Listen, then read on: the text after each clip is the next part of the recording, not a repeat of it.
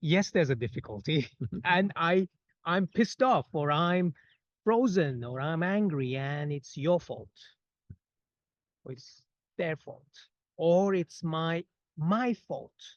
I am to blame. I always mess up. We're living in a world where there's so much conflict and so much polarization, and it's really hard. And I know myself, when I am triggered, I'm triggered. I'm triggered, and I can't usually go straight to softening and hearing. I said there are times when I just can't. And And let's honor that. It's that any moment I will get heated up, you will get heated up. That's just part of life, or I'll get pissed off at you, or something difficult will happen. That's part of life and intimacy. But who's there to also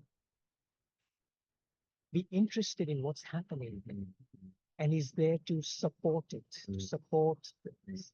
Like, let's go there.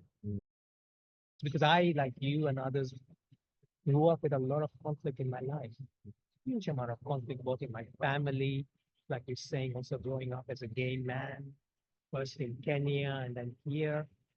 So conflict is part of my DNA, part of my life, but I never knew how to facilitate it. What I saw was a winner and a loser dynamic.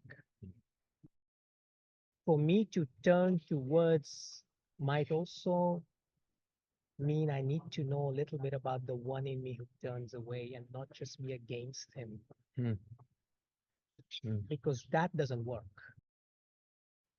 When you add up all those little steps away, no wonder many of us are feeling like we're distant in our relationships that we imagine Yeah. are close places. Right.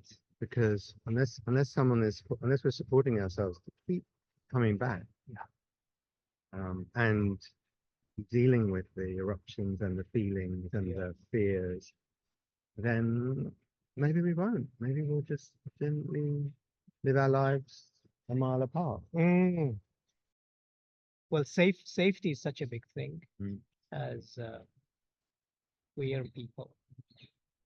Um, we are living in an unsafe world because of homophobia and biphobia and uh, transphobia, and how this shapes us and how this affects us around conflict. Mm. This idea that it's all hunky dory and it's all sweet honey, but it's difficult and it's painful. And what's needed is a facilitator at the kitchen table. There are skills that we can use with our friends, with our lovers, with our family. You don't have to have a They're not PhD. exactly so important what you're saying.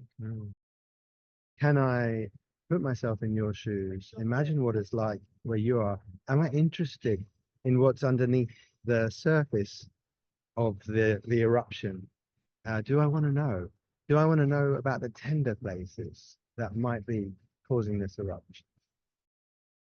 Or this idea of stepping into somebody's shoes is not just a technique or a performance, but that somewhere I can also know that a little bit about myself. I can step in like that. I do that too. And it's humbling, isn't it? And it's when we humbling. recognize that in ourselves. When we recognize that the very thing we're furious about in the other person, we just did it the other day, maybe in another context, in another relationship, maybe in the same. Yeah. It's not like we're saying you've got to spend your whole life head to head, dealing with everything. You can't. Nobody can. I think of it like a garden. Like if we don't weed, if we don't sort out the rubbish, then it just becomes overgrown and ugly. I like that. This is what makes life meaningful. Yeah. Returning towards some of this stuff. Yes. And that if we spend our lives avoiding it, then we live a different kind of life. Yeah.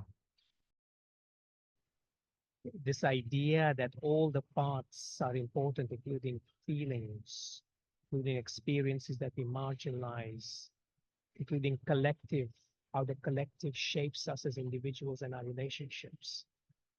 I think that was one of the reasons that drew me to Process Me. I would say the mood in Loving Men is there's a real willingness and a desire to have some depth of contact. That's really why people come. It's been great to talk about this, and we hope some of this calls to you if you're interested to work Yeah. around these themes, whatever level touches your interest, sparks an interest. You're very welcome, and we'd love to see you. Yes.